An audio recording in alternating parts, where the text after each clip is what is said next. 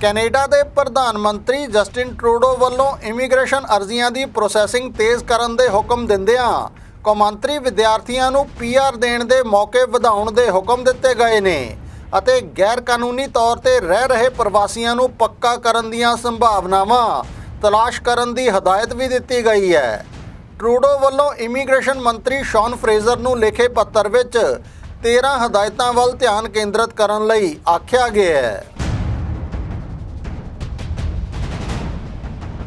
ਪ੍ਰਧਾਨ ਮੰਤਰੀ ਨੇ ਕਿਹਾ ਕਿ ਕੈਨੇਡਾ ਨੂੰ ਇਸ ਵੇਲੇ ਨਵੇਂ ਪ੍ਰਵਾਸੀਆਂ ਦੀ ਬੇਹੱਦ ਜ਼ਰੂਰਤ ਹੈ ਅਤੇ ਮੁਲਕ ਦੀਆਂ ਵਿਦਿਅਕ ਸੰਸਥਾਵਾਂ ਵਿੱਚ ਪੜ੍ਹ ਰਹੇ ਕੌਮਾਂਤਰੀ ਵਿਦਿਆਰਥੀ ਇਸ ਜ਼ਰੂਰਤ ਨੂੰ ਪੂਰਾ ਕਰਨ ਦਾ ਵੱਡਾ ਸਰੋਤ ਬਣ ਸਕਦੇ ਨੇ।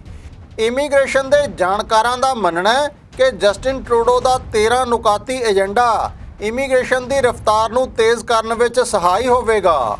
ਟਰੂਡੋ ਵੱਲੋਂ ਇਮੀਗ੍ਰੇਸ਼ਨ ਅਤੇ ਸਿਟੀਜ਼ਨਸ਼ਿਪ ਵਿਭਾਗ ਨੂੰ ਦਿੱਤੀ ਪਹਿਲੀ ਹਦਾਇਤ ਵਿੱਚ ਕਿਹਾ ਗਿਆ ਹੈ ਕਿ ਮੁਲਕ ਦੀ ਆਰਥਿਕ ਤਰੱਕੀ ਲਈ ਨਵੇਂ ਪ੍ਰਵਾਸੀਆਂ ਦੀ ਆਮਦ ਵਿੱਚ ਕੋਈ ਕਮੀ ਨਾ ਆਉਣ ਦਿੱਤੀ ਜਾਵੇ।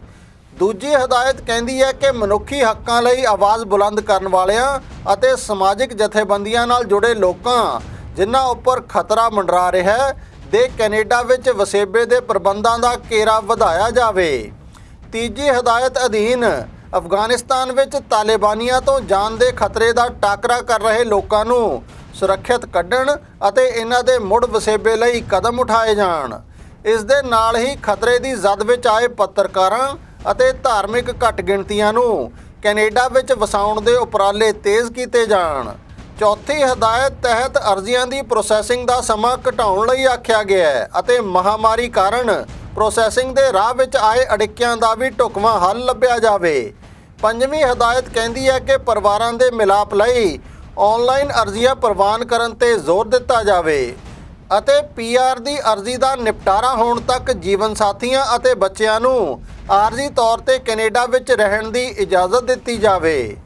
ਛੇਵੀਂ ਹਦਾਇਤ ਅਧੀਨ ਪਰਮਾਨੈਂਟ ਰੈਜ਼ੀਡੈਂਟਸ ਦੀਆਂ ਸਿਟੀਜ਼ਨਸ਼ਿਪ ਅਰਜ਼ੀਆਂ ਬਗੈਰ ਕਿਸੇ ਫੀਸ ਤੋਂ ਨਿਪਟਾਈਆਂ ਜਾਣ।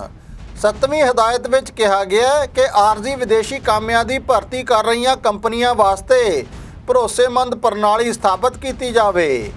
2 ਹਫ਼ਤੇ ਵਿੱਚ ਪ੍ਰੋਸੈਸਿੰਗ ਨਿਪਟਾਉਣ ਲਈ ਇੱਕ ਇੰਪਲੋਇਰ ਹੌਟਲਾਈਨ ਸਥਾਪਿਤ ਕਰਨ ਤੇ ਵੀ ਜ਼ੋਰ ਦਿੱਤਾ ਗਿਆ ਹੈ। 8ਵੀਂ ਹਦਾਇਤ ਕੈਨੇਡਾ ਵਿੱਚ ਗੈਰ ਕਾਨੂੰਨੀ ਤੌਰ ਤੇ ਰਹਿ ਰਹੇ ਪ੍ਰਵਾਸੀਆਂ ਨਾਲ ਸੰਬੰਧਿਤ ਹੈ। ਪ੍ਰਧਾਨ ਮੰਤਰੀ ਨੇ ਕਿਹਾ ਕਿ ਕਮਿਊਨਿਟੀਜ਼ ਵਿੱਚ ਯੋਗਦਾਨ ਪਾ ਰਹੇ ਗੈਰ ਕਾਨੂੰਨੀ ਪ੍ਰਵਾਸੀਆਂ ਨੂੰ ਪੱਕਾ ਕਰਨ ਦੀਆਂ ਸੰਭਾਵਨਾਵਾਂ ਤਲਾਸ਼ ਕੀਤੀਆਂ ਜਾਣ। 9ਵੀਂ ਹਦਾਇਤ ਕਿਊਬੈਕ ਵਿੱਚ ਆਉਣ ਵਾਲੇ ਪ੍ਰਵਾਸੀਆਂ ਨੂੰ ਫ੍ਰੈਂਚ ਭਾਸ਼ਾ ਸਿੱਖਣ ਵਿੱਚ ਮਦਦ ਕਰਨ ਬਾਰੇ ਹੈ ਅਤੇ ਪੂਰੇ ਮੁਲਕ ਵਿੱਚ ਫ੍ਰੈਂਚ ਭਾਸ਼ਾ ਤੇ ਆਧਾਰਿਤ ਇਮੀਗ੍ਰੇਸ਼ਨ ਵੱਲ ਵੀ ਧਿਆਨ ਕੇਂਦਰਿਤ ਕਰਨ ਲਈ ਆਖਿਆ ਗਿਆ ਹੈ। 10ਵੀਂ ਹਦਾਇਤ ਵਿੱਚ ਗੈਰ ਕਾਨੂੰਨੀ ਪ੍ਰਵਾਸ ਖਾਸ ਤੌਰ ਤੇ ਅਮਰੀਕਾ ਤੋਂ ਆ ਰਹੇ ਪ੍ਰਵਾਸੀਆਂ ਦੇ ਮਸਲੇ ਤੇ ਸੁਰੱਖਿਅਤ ਤੀਜਾ ਮੁਲਕ ਸੰਧੀ ਨੂੰ ਆਧੁਨਿਕ ਰੂਪ ਦੇਣ ਲਈ ਆਖਿਆ ਗਿਆ ਹੈ। 11ਵੀਂ ਹਦਾਇਤ ਅਧੀਨ ਨਾ ਸਿਰਫ ਕੌਮਾਂਤਰੀ ਵਿਦਿਆਰਥੀਆਂ ਬਲਕਿ ਆਰਜ਼ੀ ਵਿਦੇਸ਼ੀ ਕਾਮਿਆਂ ਨੂੰ ਐਕਸਪ੍ਰੈਸ ਐਂਟਰੀ ਅਧੀਨ ਪੀਆਰ ਦੇਣ ਦਾ ਰਾਹ ਖੋਲ੍ਹੇ ਜਾਣ ਦੀ ਗੱਲ ਕੀਤੀ ਗਈ ਹੈ।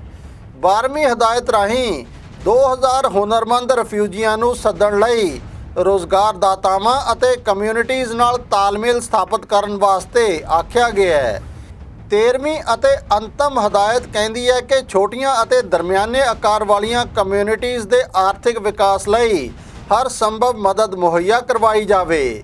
ਇਸ ਮਕਸਦ ਨੂੰ ਪੂਰਾ ਕਰਨ ਲਈ ਰੂਰਲ ਅਤੇ ਨਾਰਦਰਨ ਇਮੀਗ੍ਰੇਸ਼ਨ ਪਾਇਲਟ ਦਾ ਘੇਰਾ ਵਧਾਇਆ ਜਾ ਸਕਦਾ ਹੈ ਅਤੇ ਮਿਊਨਿਸਪਲ ਨੋਮੀਨੀ ਪ੍ਰੋਗਰਾਮ ਲਿਆਂਦਾ ਜਾ ਸਕਦਾ ਹੈ।